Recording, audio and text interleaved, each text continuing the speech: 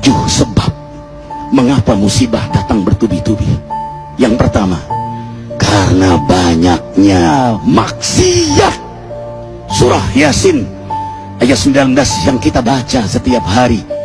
Kemalangan-kemalangan terjadi, musibah-musibah terjadi, malapetaka terjadi karena dosa keterlaluan kalian kepada Allah. Yang kedua, karena banyaknya orang berbuat zalim. Dengarkan surah Qasas ayat 59.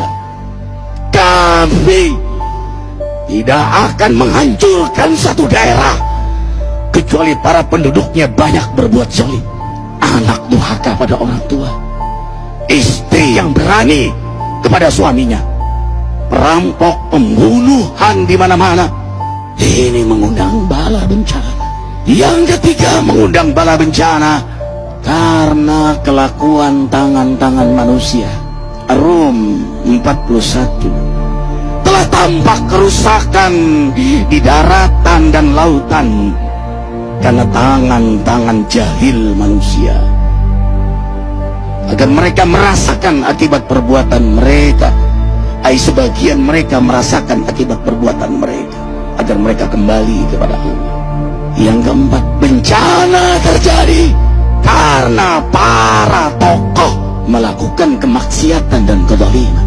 Dengarkan dengan iman, wahai penduduk Indonesia yang mulia, bila kami ingin menghancurkan suatu negeri, kami perintahkan para tokohnya untuk taat kepada Allah, tapi mereka maksiat, tapi mereka berbuat zalim, tapi mereka khianat kepadaku dan kepada makhlukku.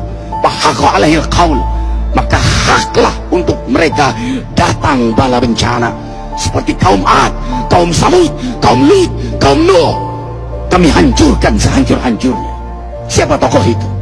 Para pemimpin kita yang sumpah Al-Quran di kepalanya, demi Allah tidak korupsi. Lalu korupsi. Siapa lagi? Hartawan, orang-orang kaya yang dengan harta berpoya-poya, sombong, maksiat dengan kekayaannya di tengah orang yang banyak menderita. Siapa lagi?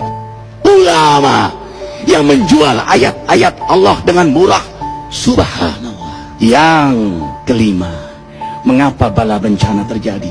Karena orang-orang soleh, orang-orang baik diam melihat kemaksiatan dan kemungkaran.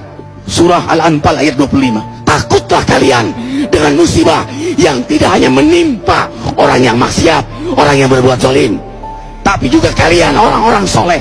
Maka masa bodoh dengan kemaksiatan bukanlah sikap seorang mukmin.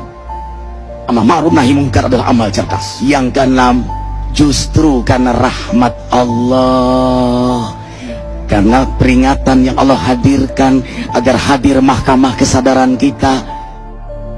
Ikhwah, dengarkan dengan iman surah Al-Baqarah ayat 155, 156, 157.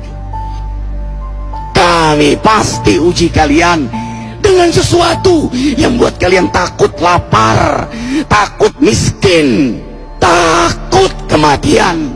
Tapi kabarkan berita gembira bagi hamba Allah yang sabar dari semua ujiannya, yang mereka berkata, sesungguhnya kami milik Allah dan sesungguhnya kami akan kembali kepada Allah.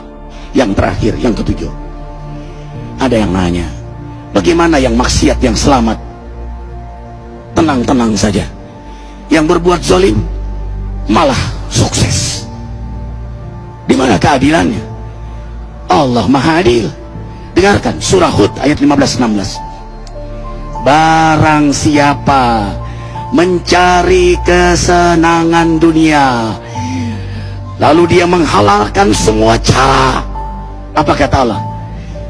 Kami beri, tapi di akhirat tidak mendapatkan secuil pun kenikmatan, malah nikmat di dunianya menjadi bahan bakar azab untuk dirinya.